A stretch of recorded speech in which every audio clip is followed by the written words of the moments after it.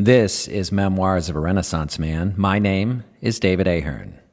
Memoir number 50. The following is an excerpt from my new novella, Quietude, due out January 2024. Prologue. The quieter you become, the more you are able to hear. Many people believed Rumi to be quite simple.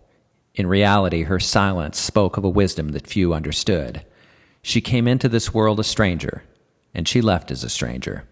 It was rumored that she remained in silence for more than 5 years before eventually ending her fast on the spoken word. When she finally broke her silence, her first words were less than profound.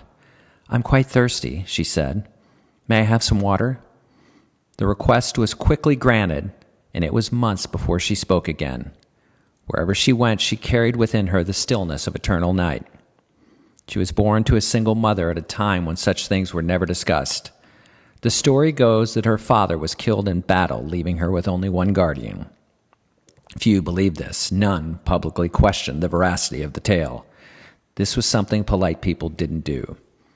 Everyone knew that she had a specialness about her. Some claimed to have witnessed her demonstrating unusual powers. No one knew the genesis of these gifts, but few doubted them. Rumi had an ability to read minds. She saw auras. She could predict the future. Stories circulated about her levitating and teleporting to other places. When she grew older, she was known to spend no more than 3 days in any one place. She was like the wind, powerful, yet transient, and impossible to fully grasp. All these things had been talked about in hushed whispers, some witnessed. These stories followed Rumi wherever she went. She never denied the tales. She certainly never affirmed them. To do so would be impolite. Although people admired Rumi for being almost savant-like, they felt she was granted special powers in exchange for full mental aptitude. Almost everyone took pity on her for the plight she was dealt.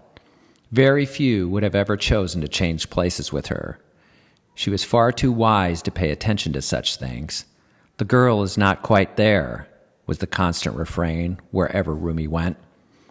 Rumi knew nothing of these whisperings. Even if she had, it wouldn't have altered her course in the least.